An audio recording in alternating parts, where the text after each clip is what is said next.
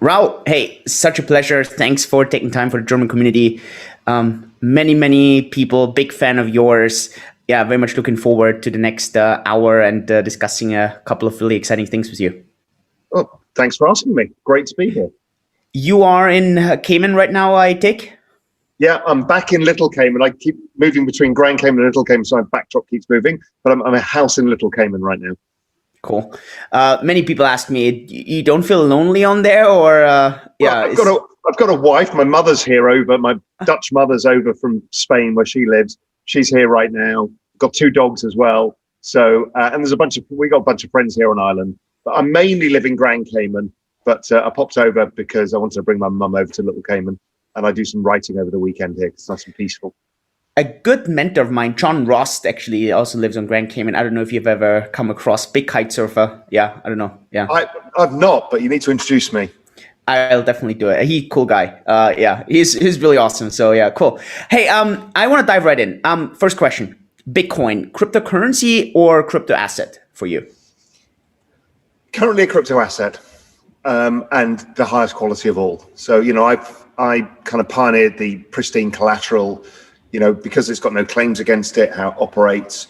It's a store of value clearly right now, but it has these other attributes as well because it hasn't got to full moneyness yet. So we're seeing the adoption curve take place. So that means it's pretty useless as a currency per se because it moves too much in value. So as a store of value, it's great because the skew of that value accumulation is to the upside. But really, as money, not useful. As a transmission mechanism, we're seeing things like bottle pay and strike showing that the blockchain can be used as a transmission mechanism on the Lightning layer. But as yet, as money, Elon Musk has been talking about, selling Teslas for Bitcoin. He just launched today. Yeah, he just launched today. Yeah, why on earth would you part with your Bitcoin in the middle of a bull cycle to buy a car? It literally is the most stupid thing in the world. You're better off to get a 6-month bank loan in the meantime, buy the car, then pay off the loan. Do you think actually a deflationary asset as Bitcoin? I mean, at the moment, it's still a little bit inflationary, but at some point there will be more Bitcoins lost than created. Do you actually think a deflationary asset like Bitcoin can ever be a currency?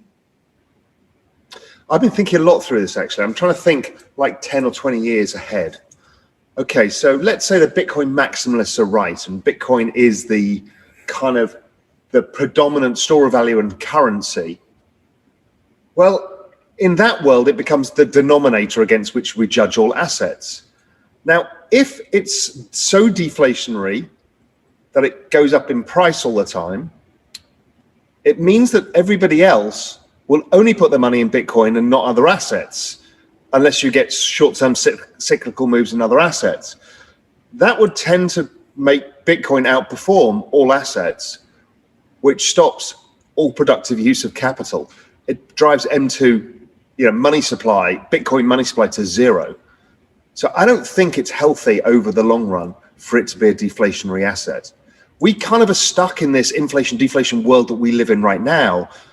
That there's a huge bunch of debtors, so people don't want deflation. And then savers want deflation, but not inflation. But if we go into a world where the denominator keeps going up against everything, i.e. everything else deflates against it, that's a problem. Because as a business, you earn less and less money every year. So, I'm not entirely convinced that this is a good thing. And for this reason, one of the reasons, I don't believe that it is the only asset. I think it is a pristine asset. It has attributes, but it won't be everything. I've seen your fair share on Twitter fighting against some of the Bitcoin maxi trolls. I also hold altcoins. Where do you see value in altcoins? How do you see the value? How do you see the notion from a lot of Bitcoin maximalists that the only thing valuable in the world right now seems to be Bitcoin? Yeah, I just don't buy into that argument. I understand there's a probability of it. So, I'm not saying it's a 0% chance. There is a probability. This whole idea that anything that is a utility trades at the cost of electricity, I just think is false. I think it's false because of Metcalfe's law, adoption effects, And we've seen that time and time again. Now, when John Pfeffer wrote the paper that everybody refers to, every Bitcoin maximus holds as like, here is the prophet of truth, he basically wrote off network effects. So I went and proved it, that network effects operate perfectly in Ethereum. In fact, it operates in every one of these. In fact, all new technologies are network effect driven. So I don't believe that utilities have a zero function. Some that are badly designed may do, but most I don't believe will. The hard question is which ones are going to succeed and which ones aren't. I don't know the answer to that. So there is a maximalist school of thought is we all got caught out in 2017 because we bought these tokens and they went to zero. Guess what? They were all early stage projects. And if you understand how the VC world works, 80% of what you invest in is going to go to zero or go nowhere. And it's really the 20%, 10%, 5% that you make the money in. So what was the one out of 2000 that did well, out of 2017? Ethereum. Now, Ethereum is around today. It hasn't taken out its peak versus Bitcoin yet, but it's taken out its all-time high. Will it outperform Bitcoin over time? Who knows? I think for a period of time, certainly. And I think over a longer period of time, probably. So how I look at this is Bitcoin is currently $1 trillion-ish, and the rest of the space is, call it $700 or $800 million. If I look at the equity space or the fixed income space or the credit space globally, they're all about 300 to 500 trillion. So if this is truly as disruptive as we think it is, which is the internet of value, then it's going to be worth something like that, if not more. So the whole space looks like it can go to up 200x from here, at least. Okay, that's, you know, we've never had this before. A whole asset class is going up 200x. But that's what adoption effects do. And that's what this whole parallel system that's being built. We know we've got this broken system that we live in now. You know, whether you're European, Japanese, American, we all know that we've got this debt burden system where the banking system doesn't function. There's a terrible disparity between the rich and the poor. You know, wages aren't increasing, all of the problems that we've got. Then over here, there's a bunch of really smart people in the thousands or tens of thousands who are building an alternative system. And people are slowly migrating across. And that is not just a system of money. And that's where a lot of the Bitcoin people get confused between money and value. Assets have value. They don't have to be money. A Picasso is not money. It is value. So I think those two things are different. And I think once the whole space builds interoperability, you and I won't care what platform we're buying and selling or streaming on. You know, you'll be streaming for money in real-time payments, and you don't care whether it's on Tron, you know, whatever. I mean, it's irrelevant to you as long as you get paid whatever source of money you want, be it Bitcoin or euros or dollars or whatever you choose. You know, it's that early stage that people are fighting over the wrong thing.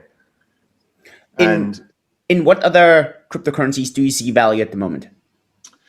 The answer is I don't know. I see value in the space. I'm not smart enough. I don't have enough bandwidth to go through all of these because they all sound super interesting, right? Everything's like, oh my God, that's incredible. Oh, wow, that sounds amazing. Problem is what's going to get network effects and what's not? What's going to find the use cases? What's going to find the developers? I don't know. Ethereum, for sure. I mean, that's a surefire you know, major platform that is going to play a major part in the future. But the others, I honestly don't know, you know. So I just bought a basket of 10 alts. I did it in a very unscientific way. If my thesis is network effects, I went onto Twitter and said, shill me your best alts. You counted which one got shilled the most? I kind of looked at it and I could figure it out, right? And it basically breaks down to DeFi, decentralized exchanges, some alternative protocols, and the interoperability layer. And amongst those, you pretty much cover everything. So I just kind of did an allocation equally weighted amongst those and took kind of what seemed to be the largest market cap that had the most number of smart people interested in it. That wasn't based on just kind of the hype cycle, but had some really interesting people involved. Whether it was investors in, you know, if you look at Polkadot, I mean, there's serious people behind Polkadot. So you have to take it seriously. Whether it works or not, who knows? But you can take it seriously. And so you then have to size it. You have to size it accordingly as well, because you're going to have to realize a bunch of these just aren't going to work out. But a few of them you have to be willing to lose. Yeah, that's right.